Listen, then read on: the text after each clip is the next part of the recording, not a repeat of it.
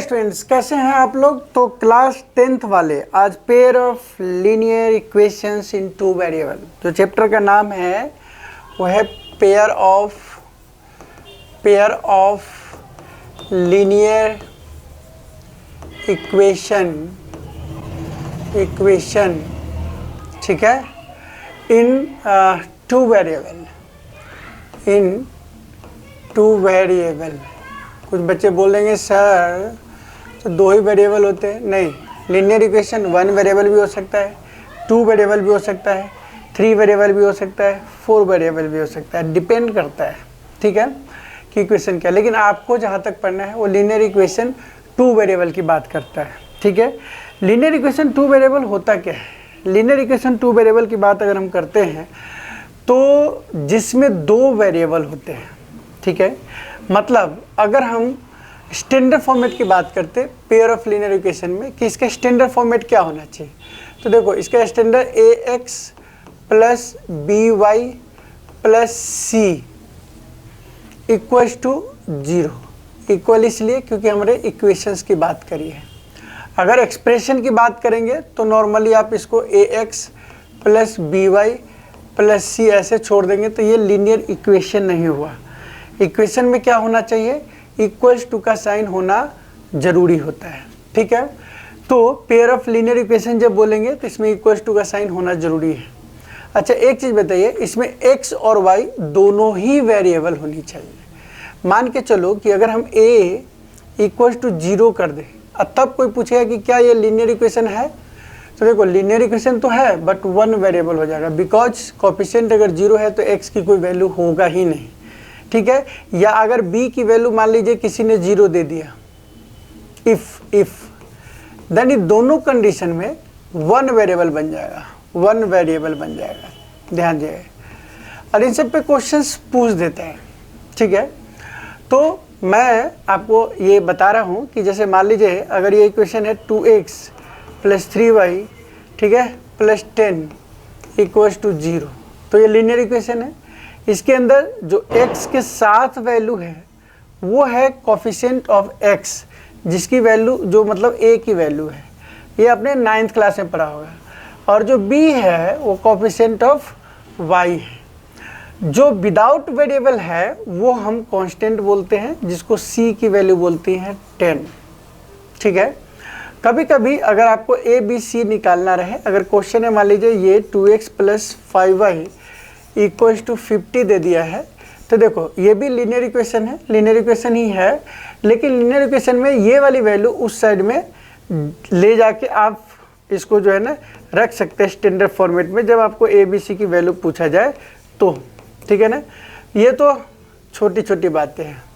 Linear equation जब हमारे पास आ जाता है, कोई बोलता है कि सर ये लीनियर इक्वेशन है, x प्लस वाई भी हो सकता है क्या लीनियर इक्वेशन? बिल्कुल हो सकता है। ये इक्वेशन अगर हम 1 कर देते हैं, बोलेगा इसके कितने सॉल्यूशन होते हैं, how many solution have linear equation, है ना। तो एक फर्स्ट अगर 1 लीनियर इक्वेशन की बात अगर हम करते हैं तो इसके इनफाइनाइट सोल्यूशन हो सकते हैं, इनफाइनाइट सोल्यूशन हो सकते हैं। इनफाइनाइट सोल्यूशन, ऐसा क्यों इनफाइनाइट सोल्यूशन हो सकते हैं? तो सर इसकी ये वजह है क्योंकि आप मान कर चलो अगर x की वैल्यू 1 पुट करते हैं तो y की वैल्यू क्या आ जाएगा? y की वैल्यू हो जाएगा 10 माइनस एक्स, दैट मीन्स कि 10 माइनस 1 और ये 9 आ जाएगा। इस तरह से x की जगह पे आप वैल्यू 2 पुट करोगे तो 8 आ जाएगा, 3 पुट करेंगे तो 7 आ जाएगा। तो अब जितनी वैल्यू पुट करते जाओगे आंसर उतने आते जाएंगे। सो कोई वैल्यू मतलब निश्चित नहीं है कि इसमें कितने इसके सॉल्यूशन हो सकते हैं। तो अगर 1 लीनियर इक्वेशन की बात करें कि कितने सॉल्यूशन हो सकते हैं, तो आप कह सकते हो कि इसमें मेनी सॉल्यूशन होते हैं, इनफाइनाइट सॉल्यूशन हो सकते हैं। लेकिन जहाँ पे पेयर ऑफ लीनियर इक्वेशन की बात किया जाता है, पेयर ऑफ लीनियर इक्वेशन का मतलब होता है कि अगर आप इक्वेशन में 2 ही इक्वेशन डालते हैं, मतलब अगर मैं बोलता हूँ कि x plus Y equals to 10 है और किसी ने बोला कि x minus Y equals to मान के चलो 7 है, तो ये 2 लीनियर इक्वेशन है। अब अगर कोई बोलेगा ये पेयर ऑफ लीनियर इक्वेशन के कितनी वैल्यू आ सकते हैं, तो 2 में अगर कॉमन की बात करेंगे दोनों को सॉल्व करने के बाद, तो इसके एक वैल्यू आएगा, मतलब दोनों हो।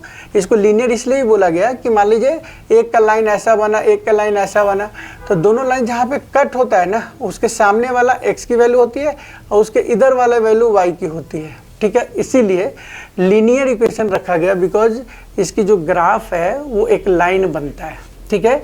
अगर किसी इक्वेशन का ग्राफ एक लाइन बने तो उसको लीनियर इक्वेशन बोलते हैं, तो इस वजह से भी इसके लीनियर इक्वेशन बोले जाते हैं। लेकिन अगर इसकी पेयर ऑफ लीनियर इक्वेशन की हम वैल्यू फाइंड करेंगे तो हो सकता है कि इसके यूनिक सोल्यूशन हो, ठीक है, यूनिक सोल्यूशन हो, पहली बात है, ठीक है। सॉल्व करने पे कि एक ही आंसर है, ऐसे कट जाए लाइन, ऐसे कट के ऐसा बन जाए, या हो सकता है कि ये दोनों लाइन एक दूसरे के पैरेलल हो सकती है।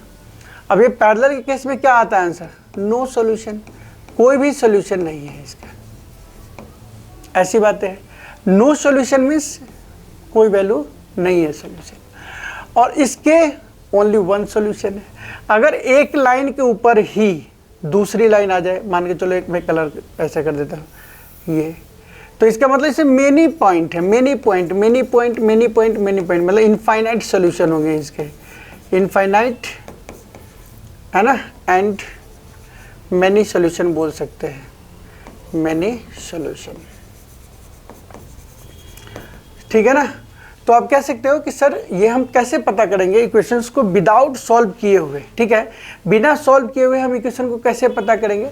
तो आप सिंपल सी बात है, इसके लिए आपको तरीका दिया गया है, क्या कि अगर हम इस दो इक्वेशंस को स्टैंडर्ड फॉर्मेट में लेने की कोशिश करते हैं, जो कि हम a1x plus b1y plus c1, ठीक है, या ऐसे नहीं लो a1 b2 है ना, a1 ऐसे नहीं, रुक जाओ, इसको ऐसे लो, a1x plus b1y plus c1 बराबर 0 for equation 1, a1 b1 c1। अब इक्वेशन अगर 2 है तो उसको ले लेना a2 प्लस b2y है ना प्लस c3, मान लेना है, हमेशा लिखने की ज़रूरत भी नहीं है। मैं सामने एक इक्वेशन इसका लिख देता हूँ 2x प्लस 3y, कि आप कंफ्यूज नहीं होंगे इसके अंदर कि क्या इक्वेशन है। यहाँ पे है 3x माइनस 6y है ना माइनस 10। अब मेरे कहने का मतलब है कि हमने इक्वेशंस को देखा कि ये वाला दो इक्वेशन है, इस इक्वेशन को देखा और ये वाला इक्वेशन को देखा, देख के कैसे पहचान लेंगे सर कि ये यूनिक है, मेनी है? तो आपको करना क्या पड़ेगा? देखो कंडीशन 3 है हमारे पास, एक a1 अपॉन में a2 अगर इक्वल होता नहीं है b1 अपॉन में b2 के, तो इसका मतलब है कि ये यूनिक सॉल्यूशन है, यूनिक सॉल्यूशन है, ठीक है, ठीक है भैया। और ग्राफ कैसा इसका बनेगा? तो इसका इंटरसेक्टिंग ग्राफ बनेगा, इंटरसेक्टिंग, मतलब ग्राफ जो हमने बताया था इससे पहले वाले में। अगर a1 बाई a2 इक्वल आ जाए, मान के चलो b1 बाई b2 के, अगर a1 बाई a2 इक्वल आ जाता है b1 बाई b2 का, तो सिंपल सी मतलब है कि तीसरे पे डिपेंड करेगा कि तीसरा अगर c1 by c2 not equal आ जाता है तो इसका हम parallel, parallel and no solution, parallel line बनेगी इसकी, पैरेलल लाइन, नो सॉल्यूशन, ठीक है। अगर यहाँ पे a1 बाई a2 इक्वल आ जाए b1 बाई b2 के, इक्वल आ जाए c1 बाई c2 के, तीसरा केस तो ये हो सकता है। इस केस में कोइंसिडेंट बनेंगे, कोइंसिडेंट ग्राफ, मतलब दोनों लाइन एक ही पे आएगा और इसके मेनी सॉल्यूशन आंसर आ जाएंगे, मेनी सॉल्यूशन, ठीक है। कंडीशन को पहचान लो, a1 by a2 not equal हो b1 by b2, unique solution, intersecting line. अगर ये तीसरा मतलब a1 by a2 equal b1 by b2 और not equal c1 by c2 तो parallel line and no solution. अगर तीनों इक्वल आ जाए तो coincident graph and many solution, ठीक है, क्लियर होगी बातें? Okay sir, coincident graph and many solution. अब हमारे पास बात आती है कि इसमें पहचान के दिखाओ सर। लेकिन यहाँ पे एक क्वेश्चन और आ जाता है, एक कंसिस्टेंट की बात करती है। कंसिस्टेंस क्या मतलब होता है? जिसके सोल्यूशन होंगे, चाहे एक हो या मेनी हो, कंसिस्टेंट, और जिसके सोल्यूशन नहीं होंगे वो इनकंसिस्टेंट। ठीक है, तो ये भी बात आती है इसमें। तो यहाँ पे इनकंसिस्टेंट आ जाएगा,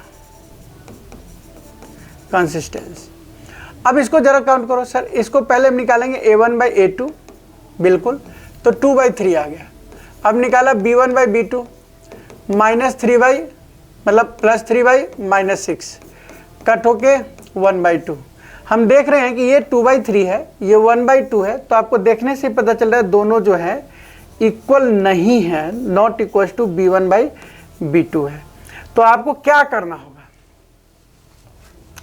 आपको ये करना है कि ये काम करके देन लिखना है इसके अंदर कि ये इंटरसेक्टिंग होगा, अगर इंटरसेक्टिंग का पूछा गया है, और इसके सॉल्यूशन जो होंगे वो यूनिक होंगे। ठीक है, इसको फाइंड करने के बाद अब तुम्हें क्लियर हो गया कि मान के चलो कि हमें हवा में तीर चलाने नहीं पड़ेंगे। हमें कोई क्वेश्चन दिया, हमें कोई बोला कि बता भाई x + y = 10 है और 2x + 2y = +20 है, तो इसे क्या सोल्यूशन निकालो।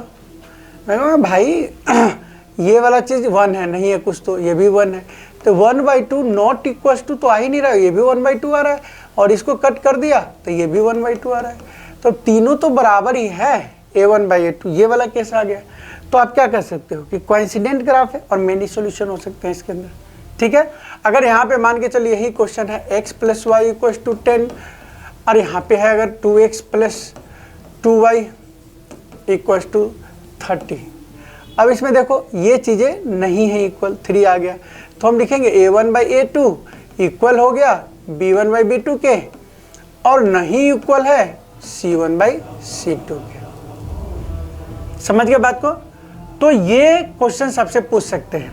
अब देखो ये 3 सिचुएशन पूछने के बाद अगर हम ये कहते हैं कि आपको 1-2 क्वेश्चंस देखते हैं, क्वेश्चंस में आपके क्वेश्चंस कैसे कह सकते हैं पेयर ऑफ लीनियर इक्वेशन में, तो मान के चलो एक बहुत अच्छा क्वेश्चन है, कह रहा है कि क्वेश्चन ने, मैं बता रहा हूँ कि अगर आपके पास क्वेश्चन है कि x की वैल्यू जो है ना 3 है, मान लो गिवन क्या है आपके पास, देखो गिवन दिया होगा कि x = 3 है और y = -2 है, अगर के क्वेश्चन है, और 4 वैल्यू इसमें दे रहे हैं कि बताओ इससे बनने वाले जो इक्वेशंस है उसका पहला a फॉर्मेट जो है, जो कि हमारे पास है a की वैल्यू मान के चलो, अगर हम कहते हैं x + y की वैल्यू 1, इसके दूसरे इक्वेशन जो दिए गए हैं वो 2x - 3y = क्या आ जाएगा, 2x - 3y 12 आ जाएगा।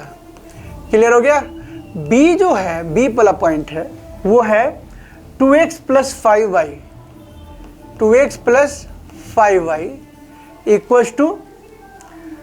2x + 5y = आ जाएगा -3, और दूसरी इसकी जो पॉइंट है वो मान लीजिए 4x + 10y है ना, = -8 आ गया। एंड c जो पॉइंट है वो आपके पास गिवन है, मान के चलिए 2x - y = 1 and 3x + 2y 0। d जो पॉइंट है वो x - 4y = 14 and 5x - y = 13। हमें क्या करना है कि जो वैल्यू x की इससे मेनी इक्वेशंस बन सकते हैं। तो जैसे मान लो अगर इन दोनों को प्लस करते हैं x + y, तो 3 - 2 ये वैल्यू है ना, और 1, ये इक्वेशंस तो भाई ऑलरेडी सही है।